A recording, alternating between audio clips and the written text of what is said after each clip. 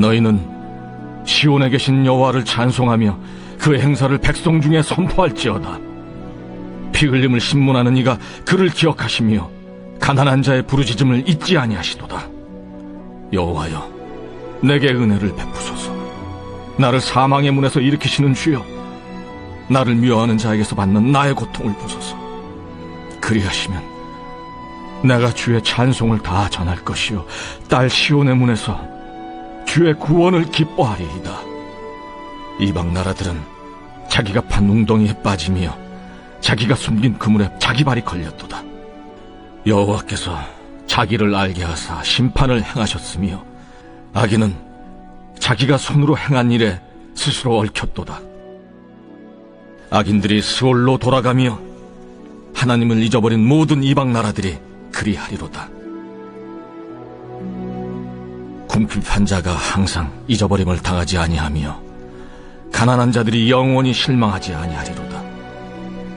여호와여, 일어나사 인생으로 승리를 얻지 못하게 하시며 이방 나라들이 주 앞에서 심판을 받게 하소서. 여호와여, 그들을 두렵게 하시며 이방 나라들이 자기는 인생일 뿐인 줄 알게 하소서. 샬롬, 다시 시작하는 아침 시간입니다. 오늘 본문은 어제에 이어서 시편 9편인데요. 시편 9편은 시의 형식에 있어서 여러 의견이 있었습니다. 시편 9편의 구성상 찬양 요청이 나온다는 점에서 탄원시에는 어울리지 않는 면이 있죠. 그래서 9편을 감사시나 찬양시로 분류하는 경우도 있습니다. 하지만 후반부에 두 차례에 걸쳐서 하나님의 개입과 구원에 대한 청원이 이렇게 명백하게 드러납니다. 그런 점에서 9편은 탄원시로 분류하는 것이 일반적이죠. 13절, 19절을 한번 살펴보도록 하겠습니다. 13절입니다. 여호와여, 내게 은혜를 베푸소서. 나를 사망의 문에서 일으키시는 주여, 나를 미워하는 자에게서 받는 나의 고통을 보소서. 19절, 여호와여, 일어나사 인생으로 승리를 얻지 못하게 하시며 이방 나라들이 주 앞에서 심판을 받게 하소서. 시인은 지금 현재 어떤 상황입니까? 13절을 보니까 사망의 문까지 다다른 상황이다, 이렇게 묘사하고 있어요. 그러니까 거의 죽음 직전의 고통의 상황이라는 것이죠. 또 12절에 피 흘림을 신문하시는 이라는 표현이 있는데 대적의 폭력과 공격으로 실제 피를 흘리고 있는 상황도 추측해 봅니다. 12절에는 가난한 자의 부르짖음이라고 하죠. 가난한 상태에 지금 시인이 있다는 것이죠. 가난은 단지 육체적 상태를 의미하는 게 아니라 육체적, 정신적, 사회적, 영적으로 이 복합적으로 결핍을 느끼는 그런 상태라는 것입니다. 그런데 오늘 시편이 우리에게 주는 교훈은 첫째로 우리가 탄식밖에 나올 수 없는 상태에서 하나님께 구원을 요청해야 한다는 것입니다. 누구에게 구원을 요청해야 된다고요? 하나님께요. 고통은 하나님께서 우리를 기도의 자리로 부르시는 초대장입니다. 시편에 나오는 모든 탄원시가 우리에게 주는 감동은 시인들이 고통의 상황일 때 이 자신이 부르짖고 의지해야 할 대상의 번지수를 제대로 찾았다는 거예요. 그러나 불편한 진실은 우리의 현실의 삶에서 우리 인간이 고통을 당한다고 해서 모두 다 기도하는 게 아니라는 점이죠. 오히려 고통 때문에 마음이 더 강팍해지기도 하고 그냥 자포자기한 채로 신앙의 뜨거움이 식어지기도 합니다. 소위 슬럼프를 겪기도 하죠. 하지만 우리는 시편의 탄원시 간접 경험을 통해서라도 고통받을 때는 하나님 앞에서 탄원해야 궁극적인 문제 해결이 되는구나. 정말 죽을 것 같이 사망의 문까지 잃은 것 같이 그렇게 살 힘이 하나도 없는 것 같은 상황에서도 엎어져도 하나님 앞에 엎어져야 살 길이 열리는구나. 그래야 탄식이 변하여 찬송이 된다는 그러한 중요한 사실을 캐치해야 합니다. 12에서 13절을 다시 한번 읽어볼까요? 피 흘림을 신문하시는 이가 그들을 기억하시며 가난한 자의 부르짖음을 잊지 아니하시도다. 여호와여 내게 은혜를 베푸소서. 나를 사망의 문에서 일으키시는 주여, 나를 미워하는 자에게서 받는 나의 고통을 보소서. 지금 사랑하는 여러분, 피 흘리고 계십니까? 육체적, 정신적, 사회적, 영적으로 가난한 상태이십니까? 사망의 문 앞에 있는 것 같은 절실한 상황이십니까? 다른 방법을 성경은 이야기한 적이 없습니다. 나의 상황을 기억하시며 부르짖음을 잊지 아니하시며 나를 일으켜 주시는 하나님께 탄원하며 하나님께 위로받는 모든 성도님들 되시기를 소망합니다. 두 번째로, 우리가 탄식하며 구원을 요청할 때 그 목적을 바로 알아야 한다는 것이죠. 14절에는 이렇게 말씀하세요. 그리하시면 내가 주의 찬송을 다 전할 것이요 딸 시온의 문에서 주의 구원을 기뻐하리이다. 우리가 현재의 고통을 벗어나게 해달라는 목적은 단순히 나의 안위에 있지 않습니다. 주님을 찬송하기 위함이에요. 주님께 영광 돌리기 위함입니다. 그리고 그 찬송을 주변 이웃들에게 전하기 위함입니다. 14절의 시온의 문은 13절의 사망의 문과 대조적인 표현입니다. 시온이 어디입니까? 다윗 시대 아직 성전이 건축되지 않았을 때 하나님의 임재의 상징인 성막이 있던 곳이죠. 생명과 구원의 상징입니다. 즉, 우리가 고통에서 벗어날 때 죽음과 멸망의 문에서 생명과 구원의 문으로 옮기신 하나님을 찬양하게 되는 것이죠. 저는 우리 청년들의 미래를 위해 기도할 때마다, 기가 막힌 고통 가운데 있는 가정들을 위해 기도할 때마다 고통을 벗어나서 열매로도 하나님께 영광을 돌리며 다니엘 기도회 같은 그러한 전국적인 집회에 평신도 간증자들이 모두 되게 해달라고 그렇게 구체적으로 중보를 합니다. 올해 교회 주제 성구가 내가 형통하리라입니다. 많은 합격의 소식, 취업의 소식, 문제 해결의 소식들이 서울로의 가정마다 들리고 있습니다. 가난할 때, 고통 중일 때 드렸던 기도를 하나님이 기억하고 계세요. 또한 반드시 그 기도들을 들어주시고 하나님께서 하신 일들을 각 개인마다, 가정마다 간증하는 기회가 올 줄 믿습니다.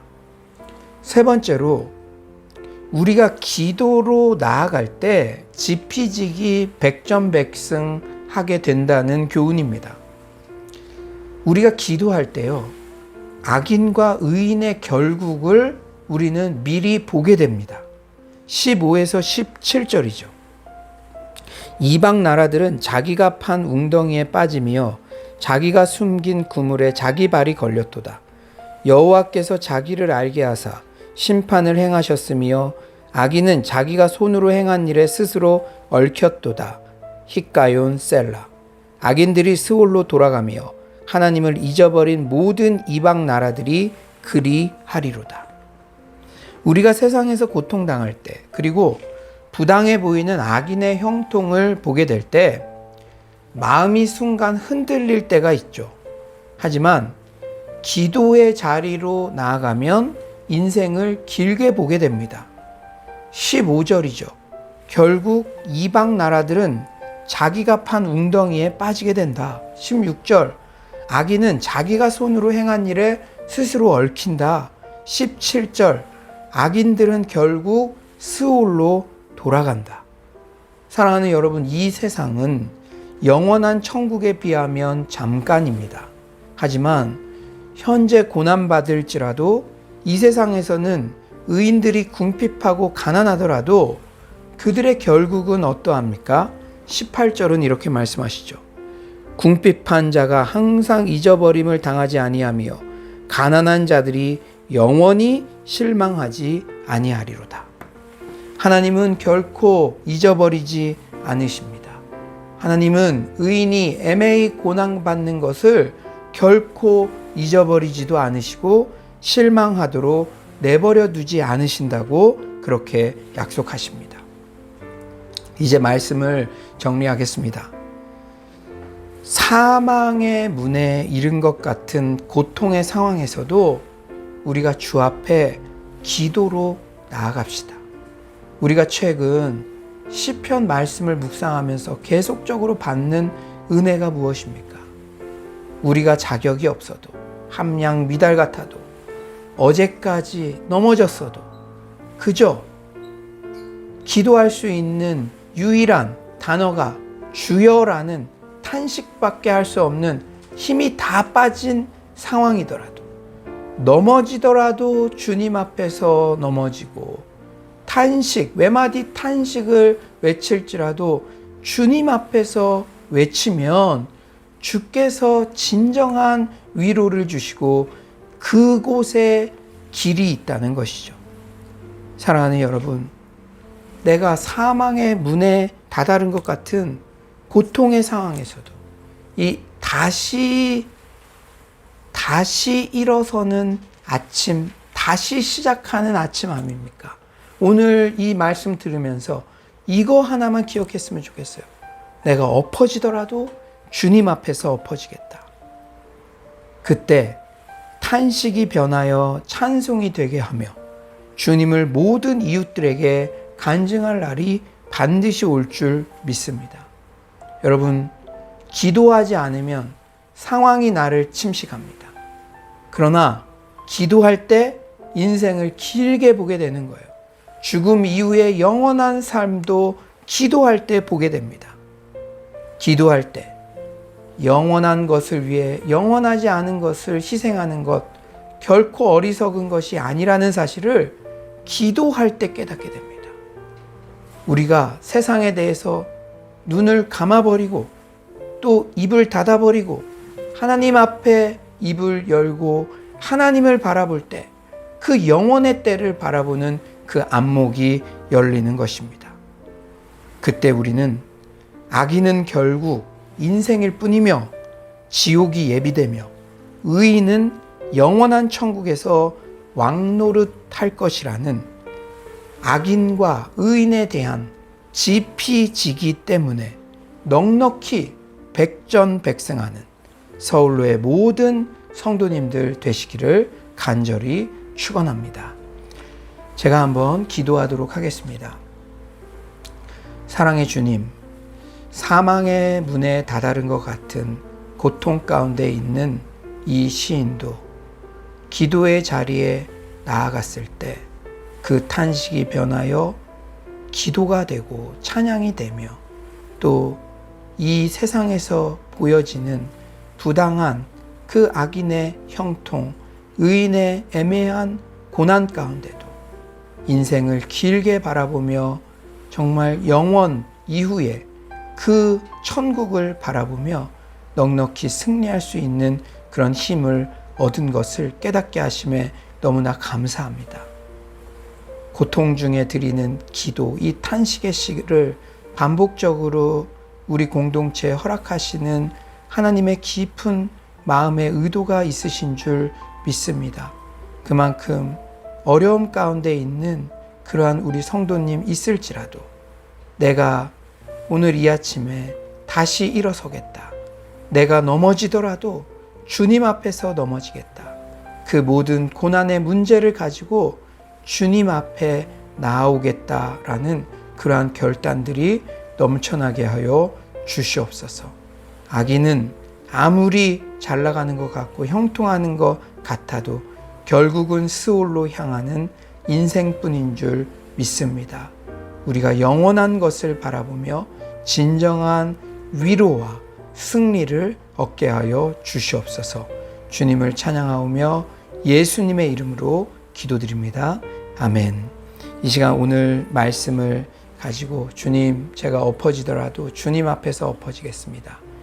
탄식의 한마디밖에 드릴 수 없는 그러한 힘이 다 소진된 상황에서도 탄식까지도 훌륭한 기도로 인정해 주신 주님 앞에 나아가며 탄식이 변하여 찬송이 되게 하시며 또 이웃에게 이때 고난을 어떻게 역전시키셨는지 그 증거하는 그날이 반드시 올 것을 믿으며 오늘도 소망으로 나아가게 하여 주시옵소서. 이 시간 다 같이 주여 한번 부르짖고 기도하신 후에 자유롭게 돌아가겠습니다.